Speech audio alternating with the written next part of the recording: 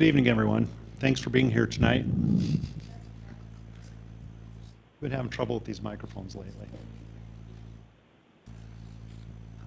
We're here for City Council meeting. It is Monday, November 1st, 2021.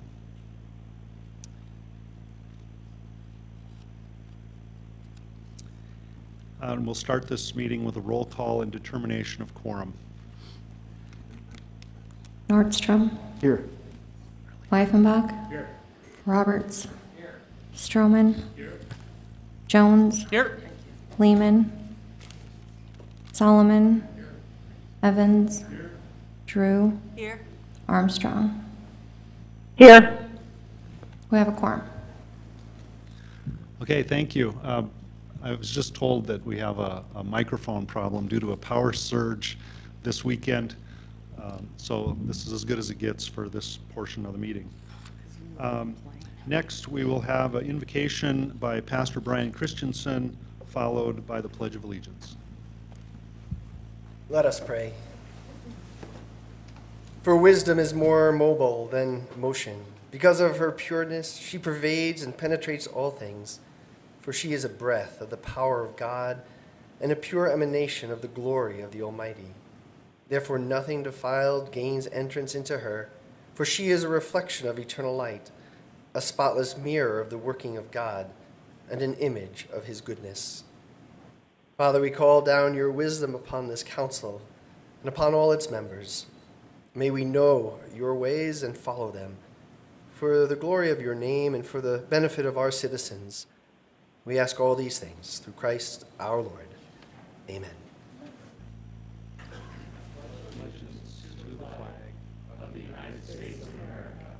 And to the republic for which it stands, one nation, under God, indivisible, with liberty and justice for all. Thank you, everyone. Next, we have the adoption of the agenda. This is a time when council members may adopt the agenda as written, or they may make certain alterations to it. Would there be a motion? Motion to approve this agenda by Bill Evans, second by Jason Solomon. All in favor of approving the agenda say aye. Aye. Those against say no. Motion carries.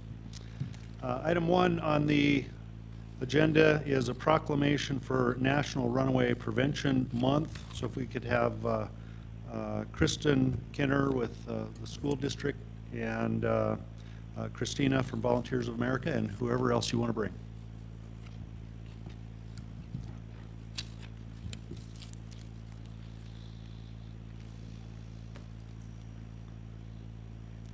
Yeah, just line up here on both sides.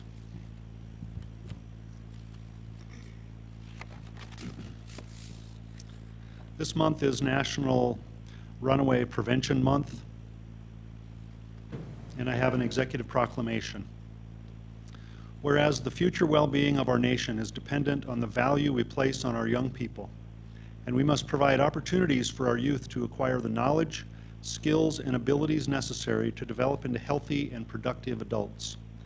And whereas we must also enlist their families and other adults in the community to serve as mentors and role models for young people, guiding them toward wise choices and available resources and supports, including the implementation of Safe Place Initiative in Rapid City.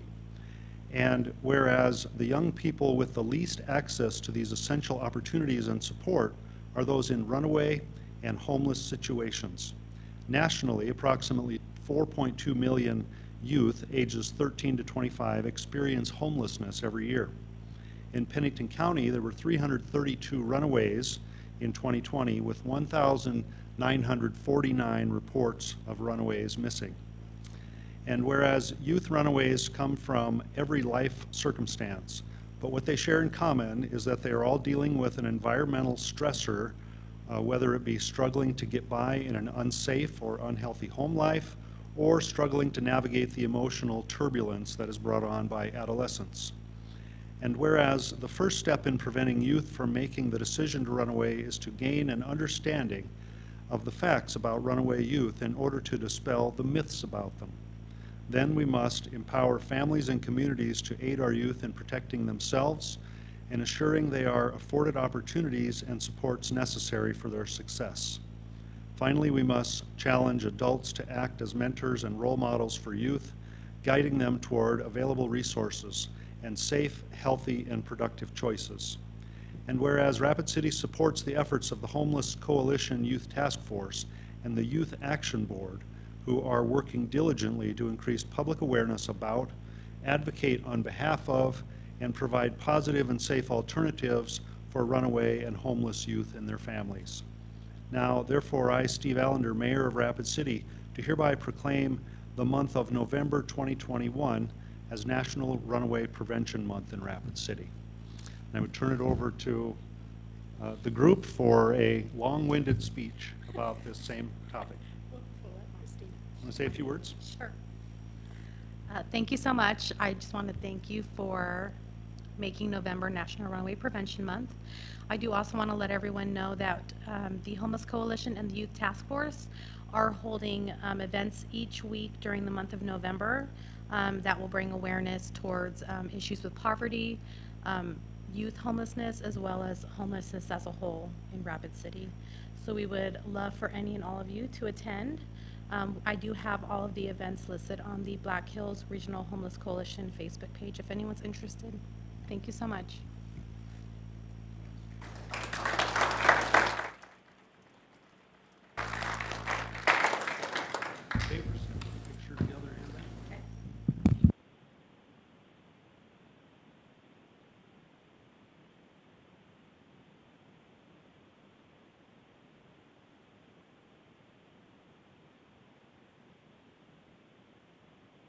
Two shots on 2, 1, 2.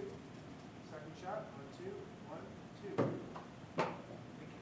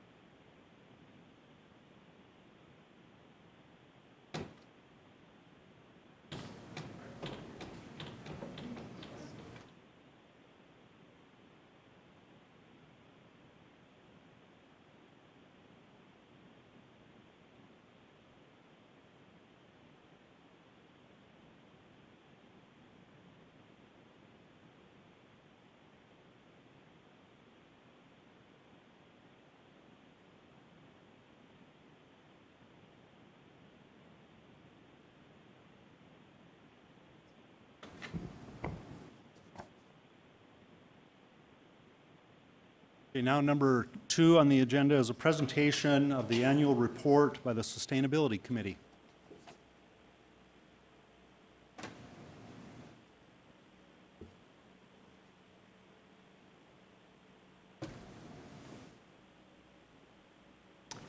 Good evening, Mayor Allender and members of the City Council.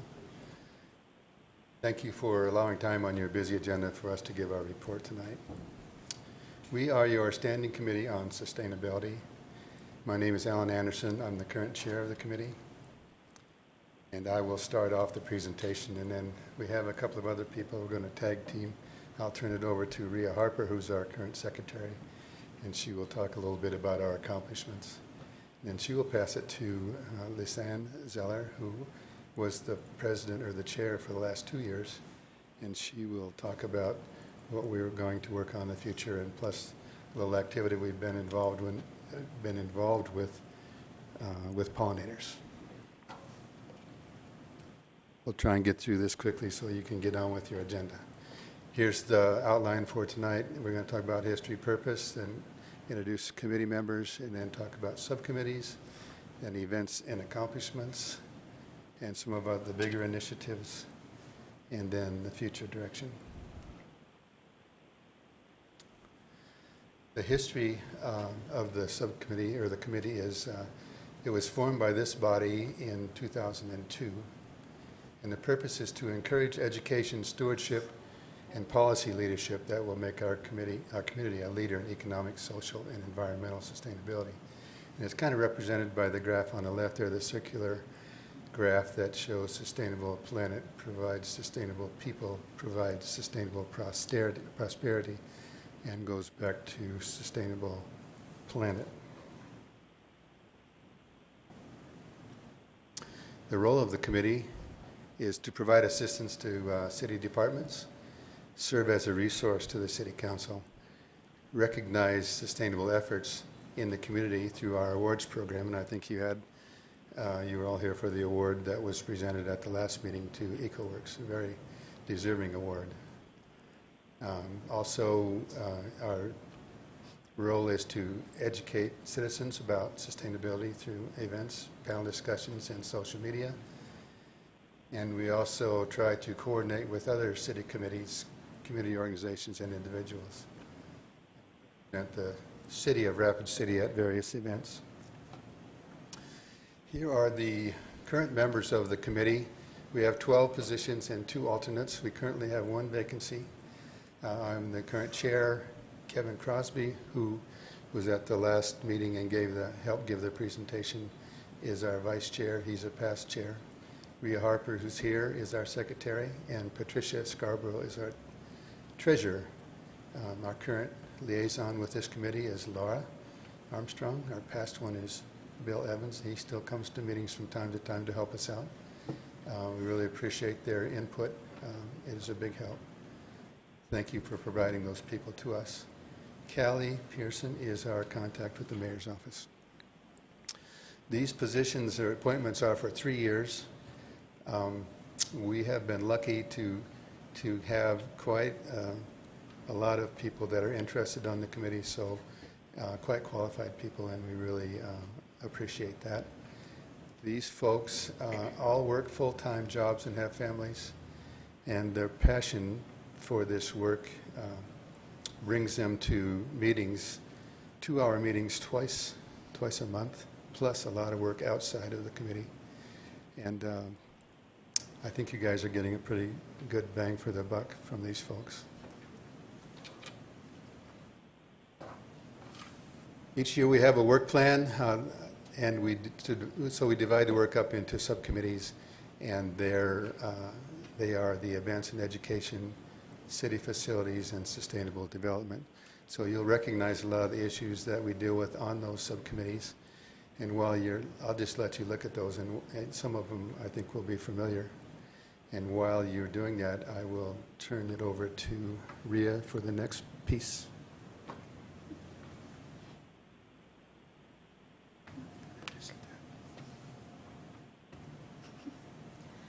Hi, I'm Rhea.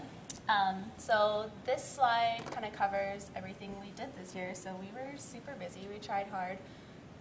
For the community outreach, we did a Boy Scout merit badge where we had probably about 30 Boy Scouts, and we really taught them the importance of sustainability, and there's a lot of different aspects to it. We, Earth Day, or Earth Week celebration, we worked really hard on that. We were present in the Black Hills Farmers Market to promote local food sourcing. We just did a Scare in the Square booth this last weekend. For committee news, we did donate a bike repair station that's located at Robbinsdale Park, right by the swim center. For meetings with city departments, we have been involved with Public Works, Solid Waste, and Parks and Recreation. We have commented on the Solid Waste Master Plan as well as the Transit Development Plan. We have given sustainability awards since our last annual report. We recognize Hippie Haven and EcoWorks for their sustainability efforts. We have participated in tours for the Rapid City Solid Waste Facility, which many of you council members actually just joined, the Jackson Springs Water Treatment Plant.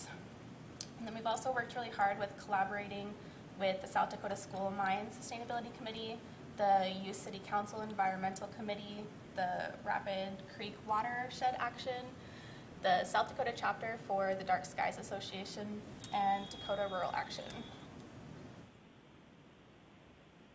Our big initiatives this year was Earth Day, which we kind of turned into Earth Week. We worked really hard to make a week-long schedule that really involved a lot of different activities, those you could do at home, those that you could do virtual. So like we had a lot of movies that you could participate in. And then I have some more activities on the next slide, but we also, the Pollinator Advocacy, I don't know if you guys have noticed, but we did have a pollinator garden, I think on the west side of the building. We worked really hard to get some bees and butterflies over there. The Sustainability Coordinator position, that's kind of been our baby this year. You all received a job description, I believe. We think that that's really important to implement in our area. Sustainability is a focus that we're passionate about and we want more people to be involved with. Earth Week celebration, so this is a little more detailed on what we did. The very left picture is the whole schedule, I guess, that we did for Earth Week. We did things from online bingos. We had some local businesses that were involved in different activities. We did an Earth Day trail challenge, so a couple different trails we picked local that, you hiked it. You could pick up some trash along the way and recognize that sustainability is kind of fun too. We did clean up a park, and then we also made an appearance at the outdoor campus where we had a nature hunt that the kids could participate in. They go find the bugs and the fish and the turtles and kind of get them looking for the fun stuff in nature. And then we did end with our keynote speaker. Her name is Hunter Lovins. She is an environmentalist, sustainability activist. She was really fun to work with, and we kind of just ended that week with a presentation from her and got the locals involved with some question and answers to kind of explain, and it's a really big topic, so anything from her was really nice.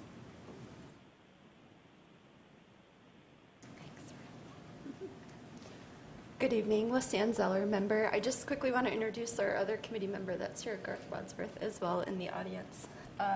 So I'm here to talk about some of the pollinator advocacy activities that we've been doing this year, working closely with the Parks and Rec Department. As most of you, I hope, are aware, the City of Rapid City is a Bee City USA. It's actually the first in South Dakota and the only city in South Dakota to be a Bee City. The mayor also signed the Monarch Pledge this year, and so these two things require that the city take certain action steps, work towards goals to make our city more friendly to pollinators, to educate others about the importance of pollinators. If you're not aware, monarchs, butterflies are on the decline nationwide. They're actually up for consideration as an endangered species. They are not yet. So we're focusing a lot of our efforts on making our city a better place for pollinators. So with that, there's been an informal pollinator advocacy group that's formed with the Parks and Rec Department, sort of under the Urban Wildlife Committee. And we've been working throughout the year on a couple of different projects, one of which was Pollinator Week. So at the Black Hills Farmers Market this summer, we hosted a booth, gave out wildflower seeds, had kids activities, had members of the local bee clubs there to answer questions about beekeeping. We also did a mayor's proclamation that week, so thank you for that. Some of the other items we've done this year is we donated money to the Central High School Environmental Club so they could plant a pollinator garden at their main entrance. And then in the lower left, you'll see the pollinator demonstration garden that we planted before and after at City Hall. So it came along this year. We didn't get it planted until about the end of June, but quickly noticed an uptick in pollinators, insects, bees, butterflies, moths, beetles, flies, wasps, all sorts of things going on in that pollinator garden. So looking forward to bringing that back bigger and better next year. I do want to thank Rod Johnson, Davis Purcell, Callie Pearson, and the mayor for their cooperation and coordination on making that happen. As Rhea mentioned, we did also host a table at Scare in the Square this past Saturday where several of our members dressed up as bees, and we handed out wildflower seed packets, honey sticks, and temporary bat tattoos, and it was sort of a teachable moment to the kids about pollinators. So that was really well received. We had a lot of fun there, and that picture in the middle is actually a bee in the pollinator garden here. So up next, you'll be hearing from the Pollinator Advocacy Group on an initiative called No Mow May, so we'll be back soon to talk about that. So as far as the future direction of our committee, we're going to keep on keeping on, continue to coordinate with various city departments and committees, giving input where we can. We'll revisit our 2021 work plan in January. If any of the folks on the council have ideas or topics that you would like to see us address, please let us know. We can incorporate those in January. And then you've probably seen this slide a few times, but we are also going to continue pushing for the items in the Rapid City Comprehensive Plan related to sustainability. So that's integrating awareness and knowledge of sustainability concepts into city practices, meeting a base level LEED standard for new civic structures, and then in bold, underlined, italicized at the end is establishing a full-time sustainability coordinator position, hopefully for 2023. So we are going to be out talking to all of you over the next year, educating you about the importance of that position, what they would do for the city. So expect to hear from us more on that soon. And just to wrap things up, as a reminder, I think Ellen already mentioned, we do have our committee meetings on the 2nd and 4th Mondays of the month. Everyone is welcome to attend those. We've got Facebook, Instagram, a website, and email where we can be reached. At this time, I would again say thank you for allowing us to serve you. And if there are any questions, we will be happy to answer those. Well, thank you for the presentation. Pat Jones has a question or a comment. Thank you very much, Mayor. Where are your meetings held at? Well, currently, due to COVID, we are meeting on Zoom, and we do publish the Zoom link on our agendas, so anyone can join those. When we normally meet, we meet in person, we meet on the 2nd floor community room right next door here. Thank you. Thank you, Mayor. Okay. All right. Thank you, everyone. Appreciate it. And next on the agenda is general public comment. This is a time for members of the public to discuss or express concerns to the council on any issue which is not on the agenda. Action will not be taken at this meeting on any issue not on the agenda except by placement on the agenda by unanimous vote of the council members present. First speaker request we have is Carla Schanzenbach. All the speakers tonight will have 3 minutes. You can watch these lights up here to see how you're doing. Just ask that you keep to the 3 minutes. Go ahead. I don't think I'll need 3 minutes. Thank you, Mr. Mayor. I just wanted to take a few moments to thank the fire department and police department for their response to the bomb threat at Tech Campus. It was obvious when I went down to pick up some evacuees from the campus that it was a huge effort to secure that area, and I'm sure it was a long and tedious night. So again, I just want to say thank you for helping keep everybody safe. Thank you. Thank you. Next speaker is Joe Hedrich.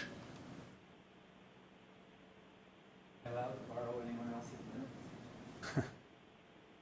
I'm sure 3 minutes will be enough. I'm Joe Hedrick, 116 North Ash in Gordon.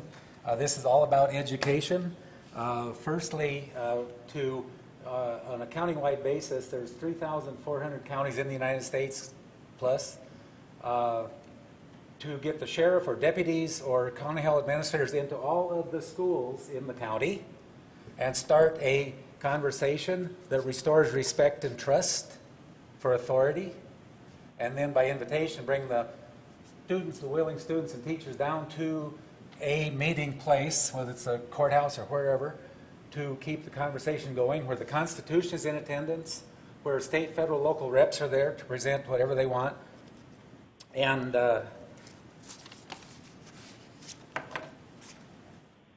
homeschoolers are welcome. And then these teachers and students go back to their respective schools, and through osmosis, the others that are on the fence pick it up and get excited about it, and we start a trustful conversation. The Midwest was famous for trust when I grew up here. What happened?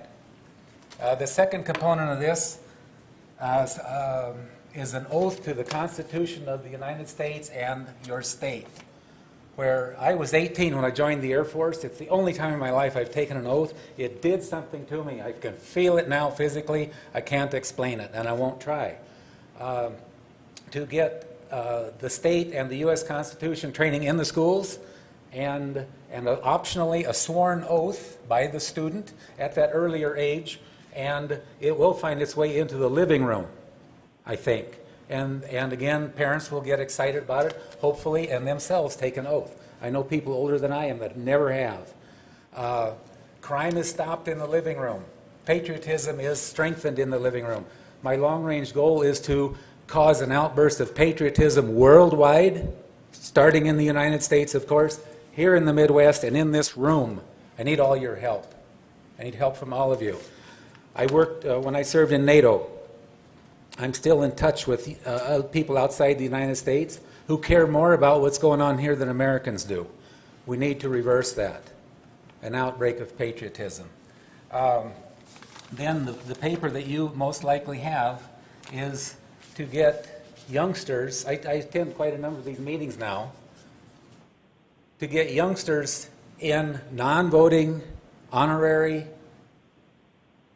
commissioner or student school boards or city councils as non-voting honorary members, to give them a taste of what this is like. I avoided this for 50 years. People have pushed me for elected office, for sheriff, for president, for take your pick, dog catcher, I don't know.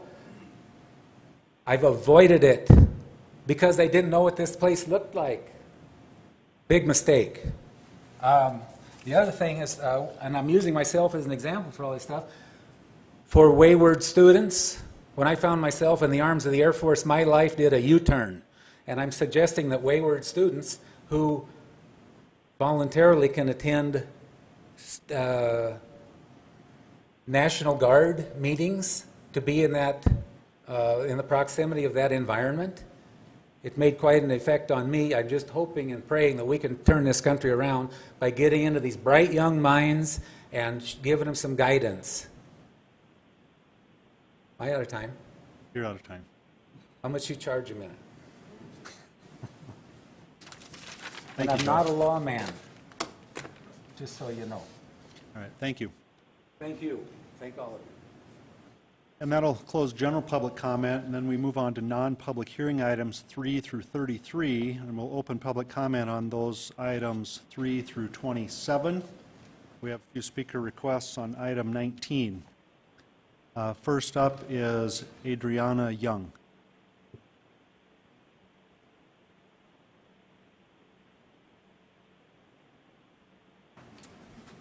Hi, I just wanted to pose concerns that having Journey On would double up on resources and time. Creek Patrol. Just a little closer to the mic would be good. Okay, I would pose the concerns that having Journey On would double up on resources and time.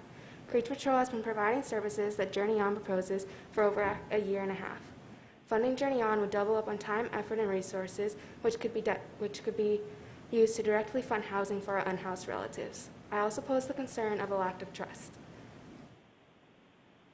Any help that relates to the RCPD, our unhoused relatives will not fully trust, being another waste of resources due to the fact that the unhoused relatives will not fully utilize these resources. It could also be detrimental to our unhoused relatives due to the fact that they really do need these resources but will not take them due to the lack of trust. Creek Patrol has put an enormous effort in learning how to help our unhoused relatives, as well as creating a crucial relationship with them.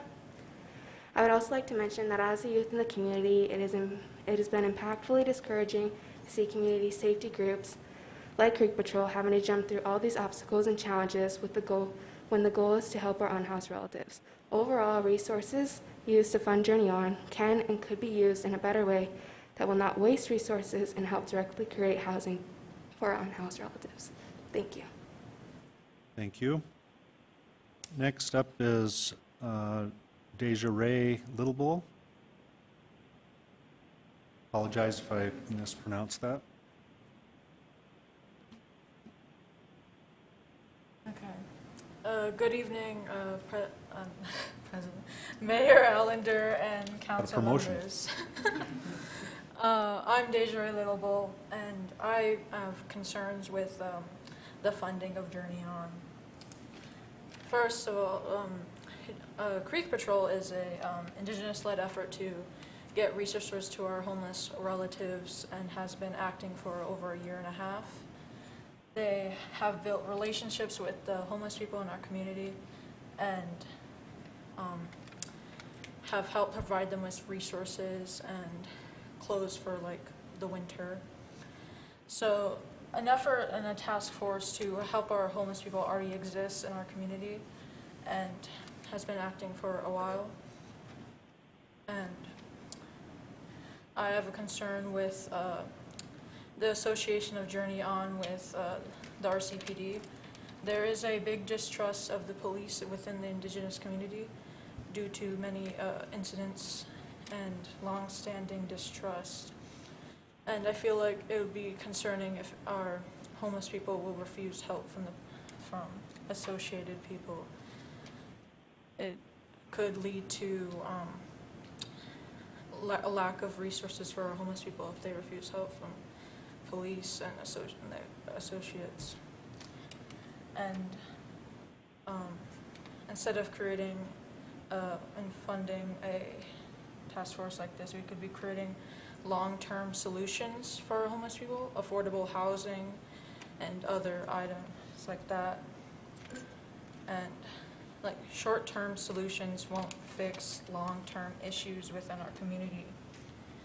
And that's all I have to say. Thank you. Thank you. Kira Taylor.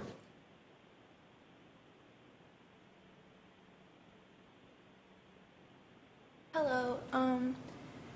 So I as well have some concerns with Journey On, and I just had a few questions. And so they are, what are the long-term solutions of Journey On? And why can't we put this funding towards housing with long-term solutions for the unsheltered? There are many buildings around the community, but there is one, for example, called Care Campus, where you have to be intoxicated to be able to be let in there. And I think we should put some of this funding towards better resources for the people around the community that don't want to be intoxicated to get help. Over time, what has happened to the past groups that do community work funded by the police? Where are they now, and what is happening with them? Looking at the community safety groups, most wait for weeks for a permit. Would the groups that are funded by the police and fire department have to wait that long for something similar or the same permits? That's it. Okay, thank you. Sonny Red Bear.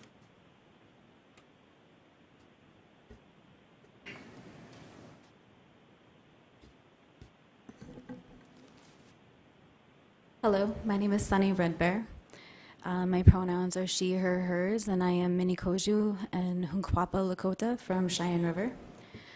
There's a few things that I'd like to speak on this evening. I'd like to start by saying that I have been one of many active members of Creek Patrol.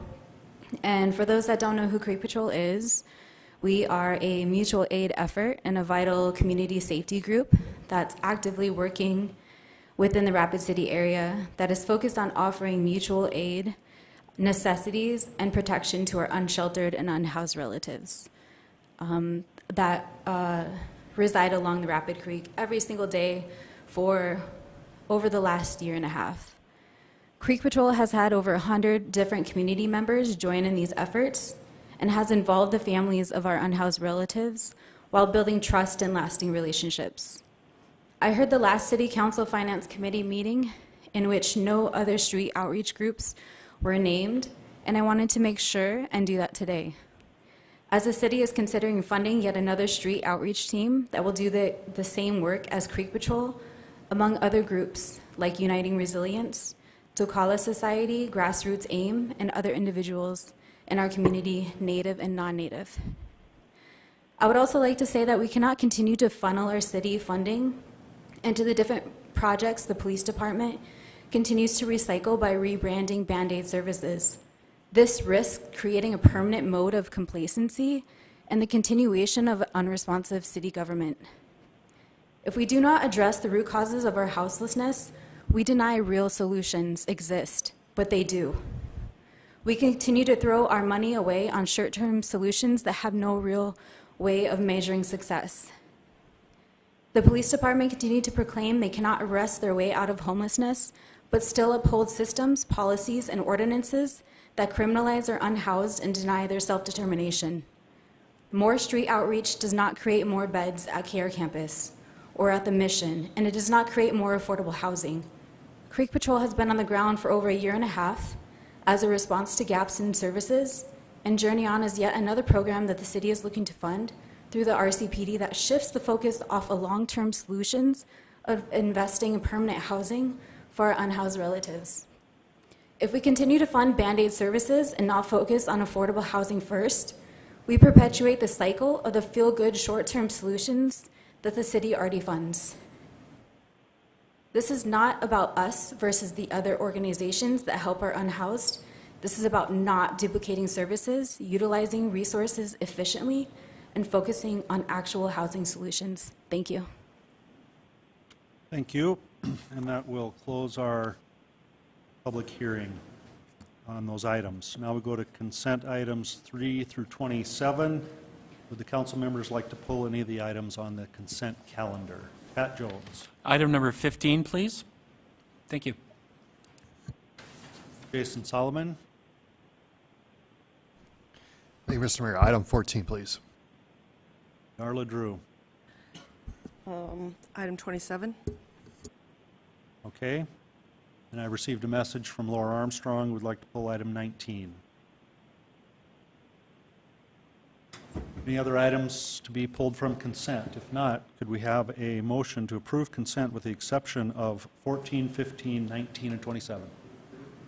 Motion to approve from Evans, second by Jones. All in favor of approving consent, say aye. Aye. Opposed? Motion carries. Okay. Item 14. Authorize the mayor and finance director to sign a covenant agreement between the City of Rapid City and DevCore LLC, allowing connection to city water system. And that was Jason Solomon. Okay, John Roberts. I just need to abstain from this. That's why Jason pulled it. Okay. And I'll make a motion to approve it. Okay, we have a motion to approve by Solomon, second by Jones. All in favor of approval of item 14, say aye. Aye. Opposed? Motion passes with one abstention, with John Roberts abstaining. Item 15. Approve request from KTM Design Solutions for an exception 21EX161 to allow more than 40 dwelling units along Cloud Peak Drive with only one point of access. Per section 2.6 of the Infrastructure Design Criteria Manual, a single access can only serve 40 dwelling units unless an exception is granted by City Council. And so we'll go to Pat Jones. Thank you, Mayor. I'd like to move to approve item 15, and if I can get a second, I'd like to keep the floor, please. Second by Roberts. Go ahead. Thank you very much. We had a good discussion at Public Works on this topic. The concept of the 40 units is not solely based on one way in or out. There are many, many factors that impact how many things, how many parking places, how many people can be in the buildings as they're developed. And I would like to turn it over to Fire Chief Culberson, please, to break down some of that and how that works. Thank you. Jason Mayor? Culberson. Thank you. Yeah, there's many things that we can do. It's all about risk mitigation for us. And it's not just simply about the one way in, one way out. In this case, we looked at 4 different main items that we were able to do to decrease the risk of that area having a catastrophic problem. The first was that is a fairly large subdivision that's being built out, and it will eventually have another access in. So, but that's not taken solely as gospel, of course. So that was just a piece of the puzzle. Secondarily is the option of utilizing residential fire sprinklers, which decreases the risk to the occupants and also the firefighters. The amount of damage that's done from a residential fire sprinkler in a fire, it would put out the fire and allows us not to have to send so many resources to that call for service. Thirdly, in that area, there is a large wildland urban interface area, so a lot of trees that come up into that area. And we're able to utilize some hazard mitigation, and what we can go in there and they are going to do some thinning of the trees allow for wildfire mitigation, which allows that fire to hopefully not cause major evacuations, that it will burn up to it and not become a large major wildland fire that causes evacuations throughout that entire neighborhood. And finally, working with that subdivision on exterior finishings and landscaping materials to minimize the potential of ignition for those same trees, brushes, plants, you name it. And that's all part of our Survivable Space initiative. And that really reduces the amount of need for widespread evacuation. And then also minimizes our need to extend the limited resources into those protected areas for wildland fire. Thank you very much, Chief. This is just one example of the many things that go on behind the scenes with our departments in supporting the work of our citizens and our businesses to be successful and protect our citizens as we move forward. So thank you for that information. Very useful. Thank you. Richie Nordstrom. Thank you, Mayor. A question for Chief Culberson, please. Yes. Chief Culberson, does Chief Billings, Assistant Chief Billings, still have that fire trailer in use? Which one? Yes, if I know which one you're talking about, the one where he has the two. Yeah, two apartment simulations. I'm drawing a blank on what we call it, but yes, we do still have that burn trailer. It shows the difference between a protected and an unprotected room. Yes. I think it would be, just a suggestion, if it can work it out, is to have that public presentation once again. It's been a few years since we've seen that. I think it's a good demonstration, if it's possible. Absolutely. Yeah, we have it on our YouTube channel too. I know we have many videos of that being utilized. It's a good simulation. Thank you. Okay, we have a motion to approve item 15. All in favor of that motion, say aye. Aye. Opposed? Motion carries. Item 19, authorize Mayor and Finance Director to enter into co-responder agreement with Journey On to provide collaborative street-level responses to those in crisis and need of services in Rapid City. We'll go to Laura Armstrong. Thank you. I need to abstain. Okay, duly noted. Bill Evans. Thank you, Mr. Mayor. I want to tell a little story about the need for people in skilled positions to share them, and I think Journey On may be providing some of those that will help us in an area of need. The other night I was doing a vision presentation in the park to the Vision Fund, and we were approached by a fellow who was obviously frustrated and unhappy. I did not know him. He proceeded to interrupt a lot during my presentation, and I was trying to be respectful and say, sir, this is not the time for this particular item. He was concerned about race relations and whatnot, and I kept trying to defuse it, but it was obviously frustrating for everybody in the committee. And I finally looked over at Laura, who was in attendance at the thing. Speaking of Laura, who had just spoken, I said, Laura, could you help me here? And she said, certainly. And she proceeded to take this man by his hand and lead him off calmly and speak gently in his ear and everything. And the committee members were a bit dumbfounded by how quickly she took what was a half hour of frustration and completely changed everything, calmed the man down, who then became an observer and everything. And I said to the committee as they observed, because they were obviously impressed, and I said, that's the reason I love Laura Armstrong. She has a skill set that I do not have, obviously, and I was not prepared for that. And it was really magnificent to see somebody in action that really knows how to counsel people and how to work with people. And if we can infuse so thank you, Laura, by the way, but if we can use some of that in this particular partnership with Moving On, I think it's going to be a great thing for everybody, because you need to have the right skills to do a job. And counselors definitely have it when many of us do not. So I just wanted to bring that up. Thank you. Okay. Thank you. Richie Nordstrom. Thank you, Mayor. If I may, I'll make the motion to authorize the Mayor and Finance Director to enter in this agreement. And if I get a second, retain the floor. Second by Pat Jones. Go ahead. Thank you, Councilman Jones. I just wanted to say that for me, this all started off in my ward, and the neighbors were bringing this to my attention as a real serious problem for the residents nearby the city parks.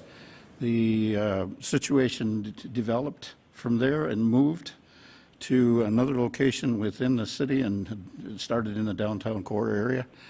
And then it's kind of evolved from there as well. So I see this as a good support system, and we'll be able to see the matrix that will be coming forward in a couple of months, hopefully, to see how this is working. So stay tuned. We'll have another opportunity to take another review of this program after we get the initial startup, and if there's any kinks in it that needs to be worked out, we'll have that opportunity to do that. But I fully support this program, and other cities have utilized this type of program, and the biggest thing that I'm seeing is it helps out a lot of people. It helps out a lot of people. Thank you, Mayor. I'll yield. Thank you. Darla Drew. Thank you, Mayor. We had a long discussion on this item at Legal and Finance last week, and I had a lot of questions for the Journey On group. They were able to answer most of them to my satisfaction. One of the reasons that they were chosen is they have 6 months of training for everybody that goes out and does the patrol with them. The organization is run by Lakota people. They're insured, and they have a plan. So I hope that that helps you understand why we might have gone with this. And there's no rule that says you can't work together, you know, that you can't be together with Journey On, and maybe we'll see some more progress, and we'll go, oh yeah, this is the way we need to go. We need to get these groups together. We need to listen to both camps of people and see what they'd like to do, how they'd like to progress. Because we want to see this situation, or I hate to call it that, this group of human beings helped out.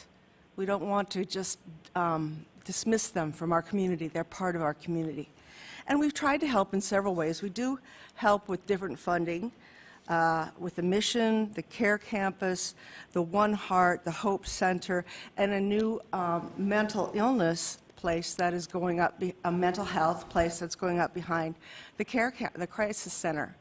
So I think a lot of us know that these problems, for the most part, in my view, start with mental health.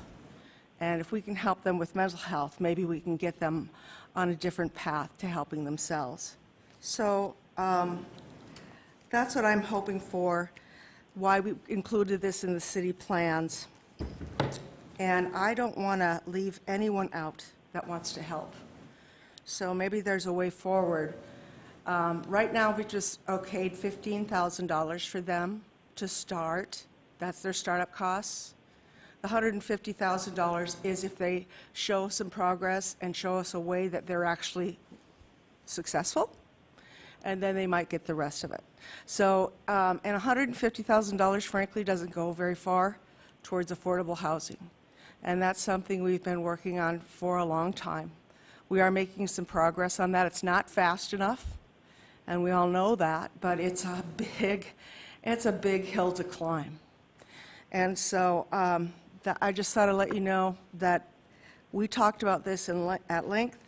You are welcome to contact me at any point and see what you'd like to do to work together, or if that's not in the cards right now, we'll just see how this progresses and see if it's effective. And I thank you for your concerns. Jason Solomon. Thank you, Mr. Mayor. May I ask a question to our police chief, please? Yes, please do. Chief, would you mind, we had good discussion at committee, but would you mind giving an overview of what this program is and what it is not?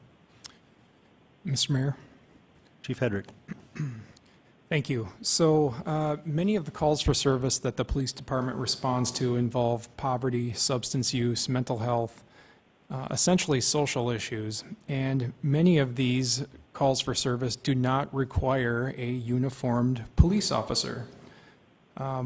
We believe at the police department it's our job to support everyone in our community, including the vulnerable, and I think we can serve them better by partnering with those focused on mentoring, outreach, and essentially service providers, those that are able to connect folks that need help with the services that are available in our community. Okay, thank you. One point you made at committee I thought was very, very important is this allows the police to focus on policing and anything that are not law enforcement related. Let other folks who might be better equipped to do that. Is that correct, Chief? I hope that someday, if the program works, there's the potential that it could alleviate calls for service that do not require a police officer or a firefighter. And I think the goal is that someday we have other folks that are able to help in a better way than first responders. Okay. And Mayor, may I direct a question to our fire chief, please? Yes, please. Chief Culberson, same question to you. How does this benefit your department?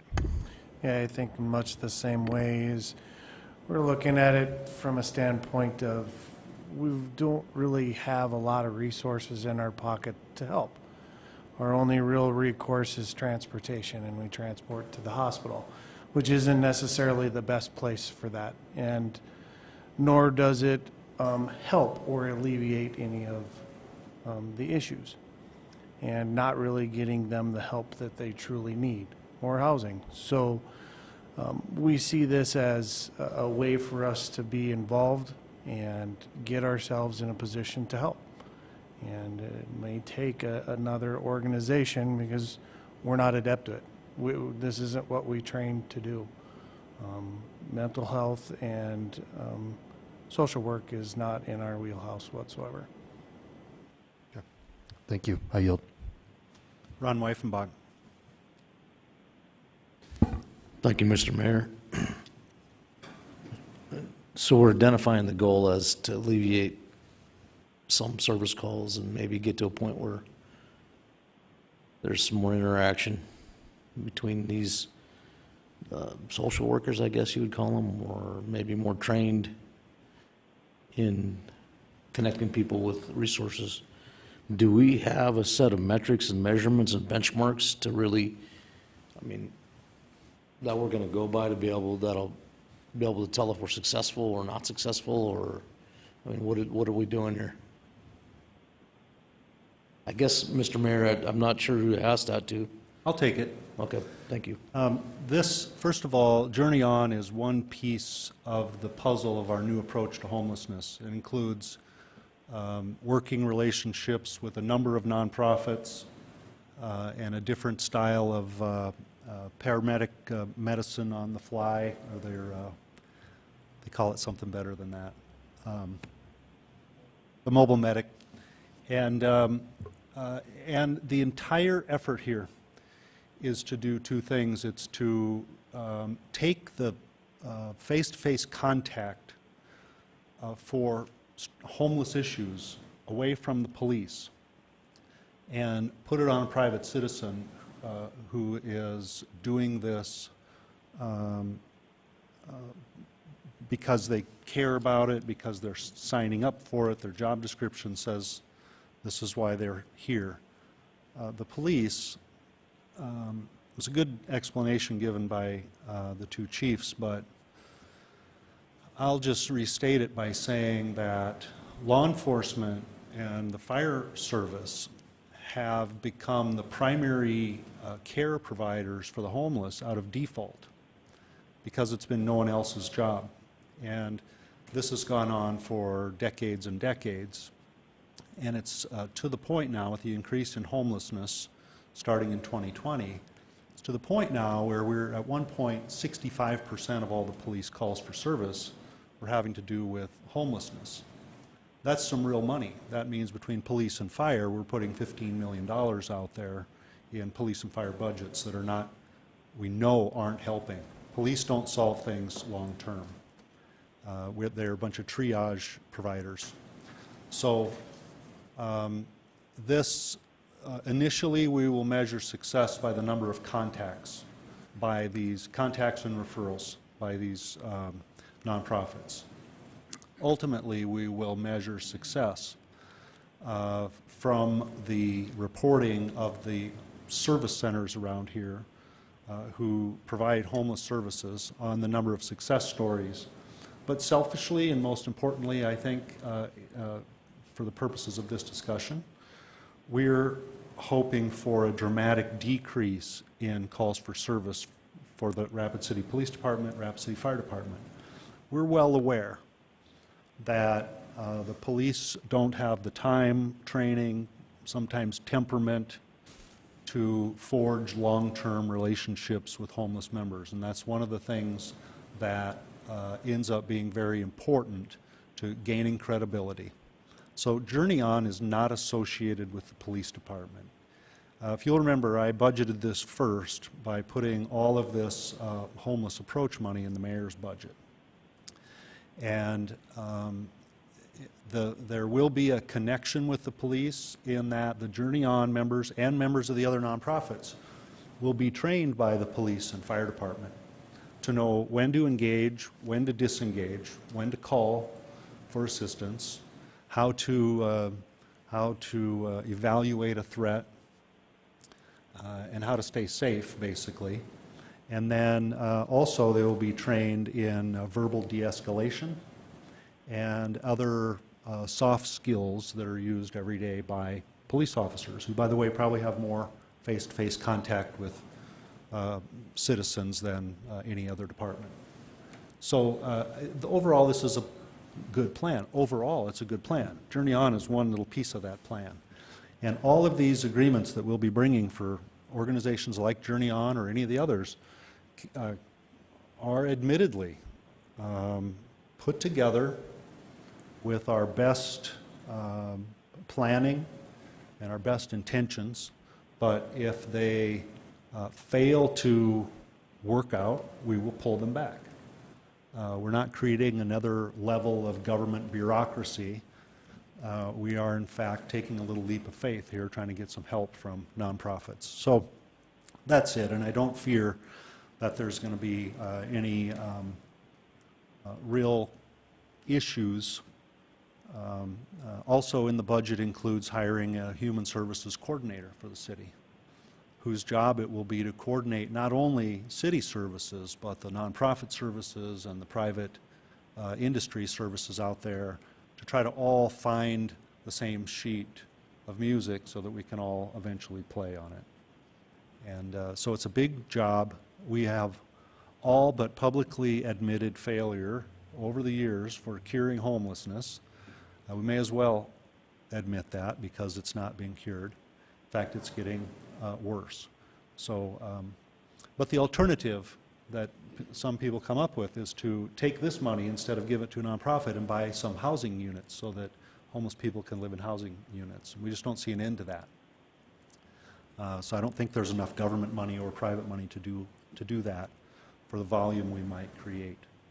So we think this is the best plan at the right time. It'll be constantly evaluated, daily, weekly, monthly, and we will make adjustments or shut components down or start new ones up as we deem appropriate. So I hope that answered your question. I think you answered my question. I appreciate the, I mean, I think if you look at some good winners in the community, I think the mission has done real well. And I like the opportunity when the government can keep their hands off of what the community can do good. I'm willing to give it a shot. Like I said, I think if the least amount of hand that our government can have on this process is going to be the best. Because there's people in our community, there's people here tonight that have put themselves out there and volunteered. They have a big heart and a passion for what goes on. And it's not their job per se. So I'm excited to see if we can just maybe be more of a guidance factor than anything else and guide that and make that work. It sounds like you've thought a lot about it, Mr. Mayor. I appreciate that. And like I said, there's been a lot of things that we've done that have worked. There's some things that we've done that haven't worked, and the mission's been one of them, and I think that they work well because we try to stay out of their business as much as we can, so, thank you. Thank you. Pat Jones. Thank you very much, Mayor. It hasn't been that many months ago that there was a human outcry across the whole country to get the police department out of helping the homeless and responding to those calls. We saw it on the news every night, get the police out, get the police out.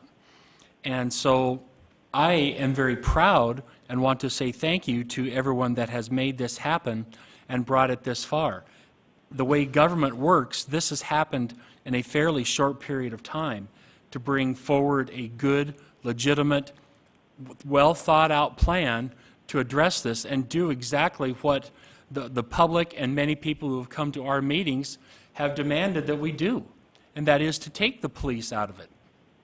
I think most everyone can agree that the police and the fire department, as was said very well, that social work is not their training, not their issue. They've had to do it by default. And so now we have arrived at a place where we can actually see another program coming in and taking that. And I'm excited to see what happens. I agree with Councilman Weifenbach. We need to follow it closely and measure and monitor, and I know that will take place. But I'm excited to see what's going to happen. The relief that will come from police and fire and the better taking care of our most in-need citizens. You are the last party in the conference. You will hear silence until the conference begins. No silence when I'm talking, I'll tell you that. So that, I believe, we are at a beautiful point, and we should remember tonight, because this is where we approve it and it moves forward. And I'm very excited about it and think it's the best thing we can do to help our folks. Thank you.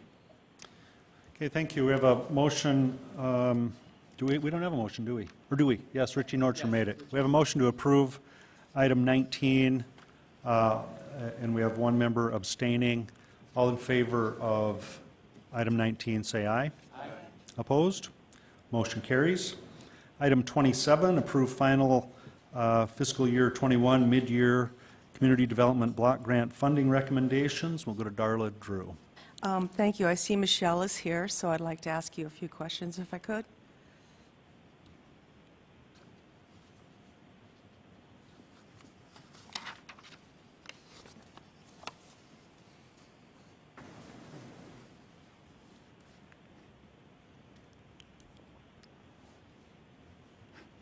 Hi, so I read through your attachment here, and I had a little bit of trouble understanding it. As I read this, it was $347,000 that was supposed to be used for a contingent housing projects.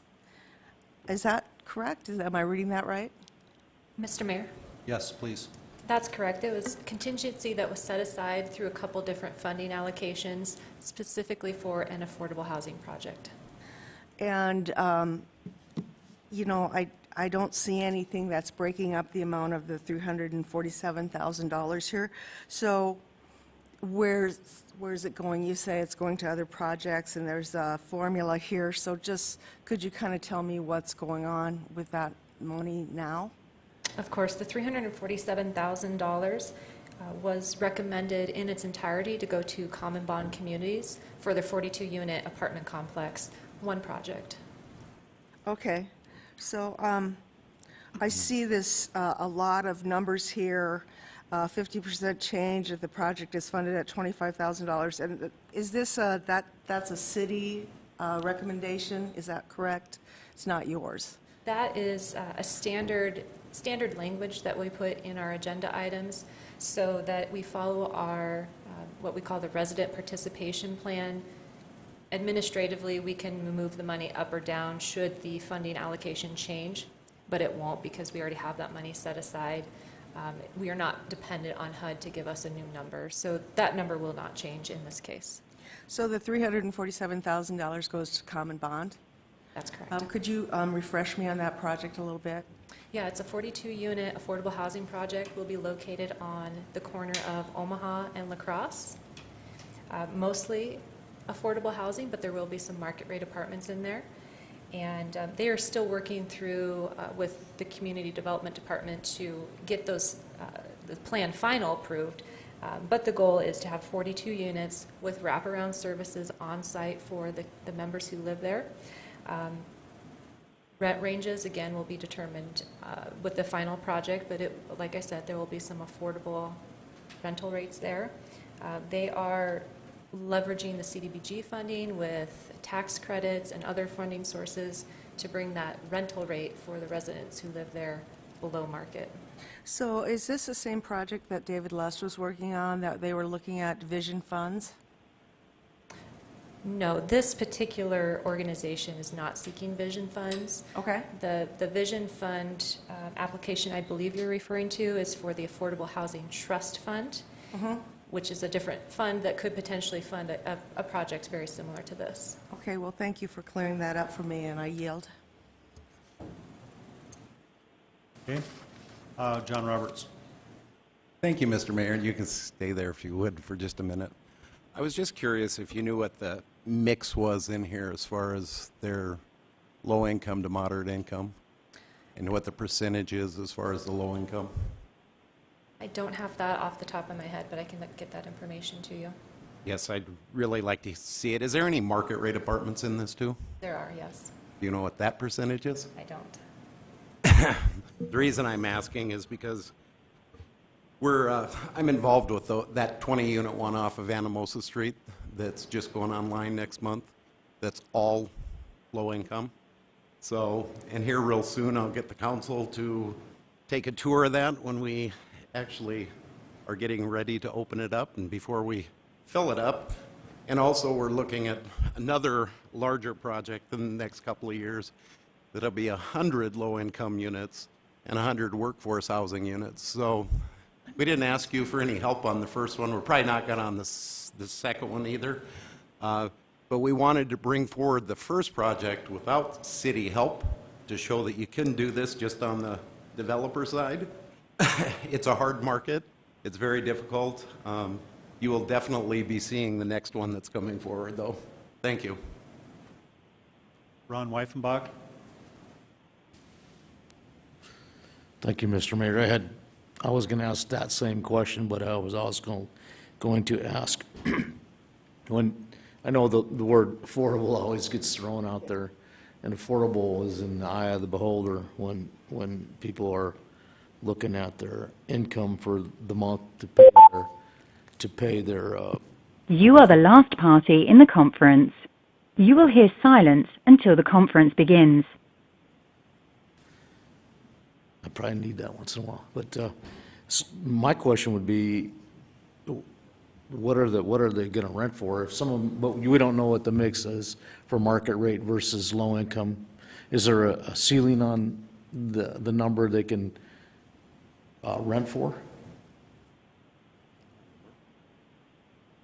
There are going to be a couple different rates depending on the funding source for any particular unit. So again, I can get that additional information to you, not only the market rate versus affordable mix, and then as well as the presumed. Do you have a number for affordable rate? Not in front of me. What would it be, like $800 a month or $500 or? I don't have that information in front of me, but I certainly will get it to the council in its entirety. I'm in that business a little bit, so I see, and Rapid City is getting hammered with rents for people in the community. It's hard to find anything, just even anything for whatever price you're willing to pay, much less find something underneath $1,200. So that's why I was kind of trying to see where these would be. And do these properties pay property tax too? They do. So they pay that's what I was wondering. I mean, just that alone right there makes them almost unaffordable. So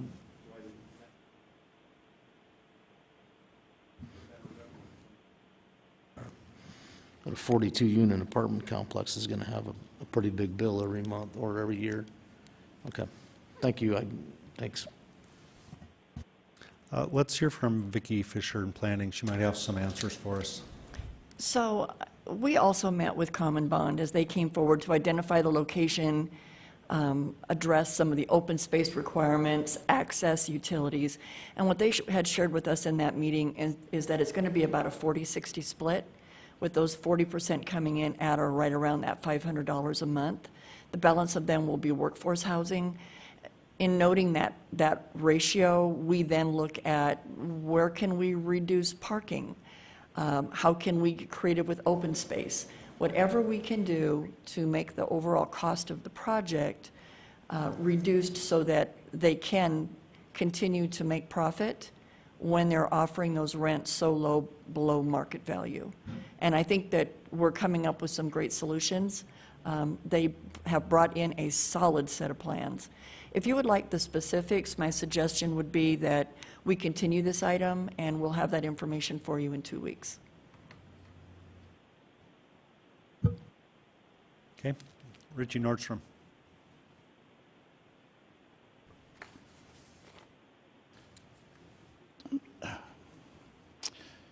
Mayor, I'll make the motion to continue this for 2 weeks. Second. Okay, we have a motion to continue from Nordstrom, second by Weifenbach. Did I kick you out here? Okay, we have a motion to postpone, and that will be to the November 15th meeting. We'll go to Bill Evans. Not knowing at all what this particular committee was before I had to show up the first time I was on it 2 months ago, it's really fascinating to watch the minutia they're getting into about what qualifies, what does not qualify. And I want to thank Michelle for taking time after the meeting to clarify to me, because at first glance, so many of these projects that came to this committee, and the committee has some very, high-powered intellectuals sitting there to make these decisions, and they're taking all these projects and reviewing them very thoroughly, and it was fascinating to watch. I had absolutely no input because I don't know what they're doing, but it was impressive to watch how they could break it down, and she did explain to me why one would qualify and one would not. So I just wanted to offer a bit of support, because it is a rather detailed process that they're going through to allocate this money. So thank you. Okay, motion on the floor is to postpone till November 15th. All in favor of that motion, say aye. Aye. Opposed? Carries. Takes us through the consent calendar.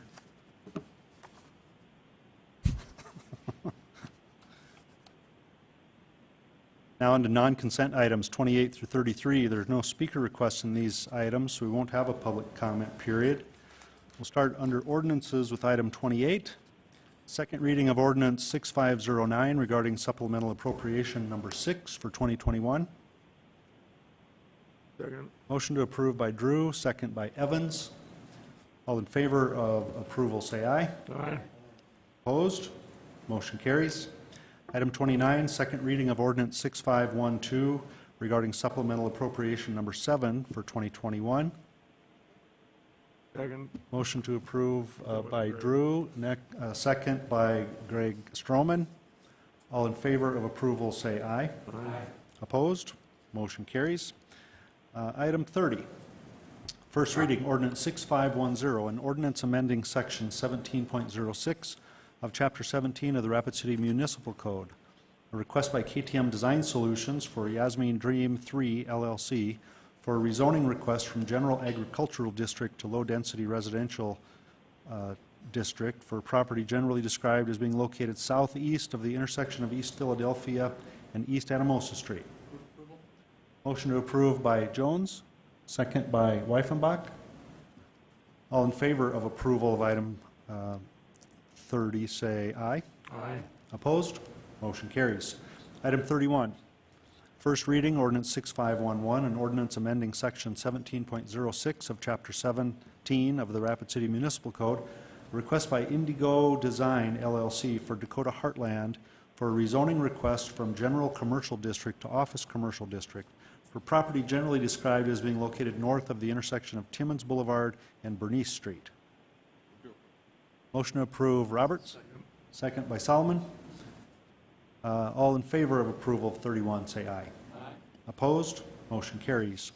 On to community development items. Item 32, A request by KTM Design Solutions for Casey and Christy Davis for a preliminary subdivision plan for proposed lots A and B of Palmer Subdivision Number 2, generally described as being located at 22540 and 22544 Palmer Road. And the recommendation is to approve with stipulations. Okay, we have a motion to approve by Drew with stipulations, second by Jones. All in favor of approval of that item, say aye. Aye. Opposed? Motion carries. Item 33 is the alcoholic beverage license renewals of 36 alcoholic beverage license holders. Ron Weifenbach. Move approval. If I get a second, I just want to mention one thing. Second. Okay, second by Greg Stroman. Go ahead. I would just take it for granted that there's no issue if Chief doesn't have an issue with anything here. He would Pretty safe, yep. Thank you. Thank you. We have a motion and second for approval of item 33. All in favor of approval, say aye. Aye. Opposed? Motion carries. Public hearing items 34 and 35. There's no speaker requests on these items, so no public hearing. We'll go then to consent public hearing items 34 and 35. Council like to approve both of these at once? Okay, motion to approve both of them by John Roberts. Second by Pat Jones. Darla Drew. I have a question on 35, if I could, for Vicki Fisher, please. Okay. Vicki, have you ever been approached by the farmers market on approving any wineries or beer distilleries, since we have so many of those in our city? I know they have locations, but has anybody from like the farm districts or any of that kind of thing that just do wines, have they ever approached us? Mr. Mayor? Please, No, Vicki. actually, they have not, and I find that interesting as well, but we'd certainly be open to the idea if the location was right. So would they have to have the same kind of licensing or those kinds of things from us to be able to sell on site? They do. In fact, in the state, everything has to be state-grown. Okay. So they would follow, at least they would easily qualify for that part. Well, I think it's very interesting also that they haven't done that, because there's so many people that are doing this kind of business now. So thank you for your answer. I yield. Okay, we have a motion to approve 34 and 35. All in favor of that motion, say aye. Aye. Opposed?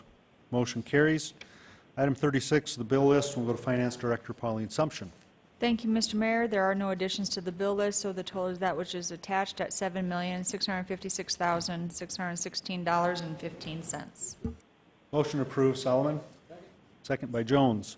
All in favor of approving the bill list, say aye. Aye. Opposed? Motion carries. Adjourned by Ritchie.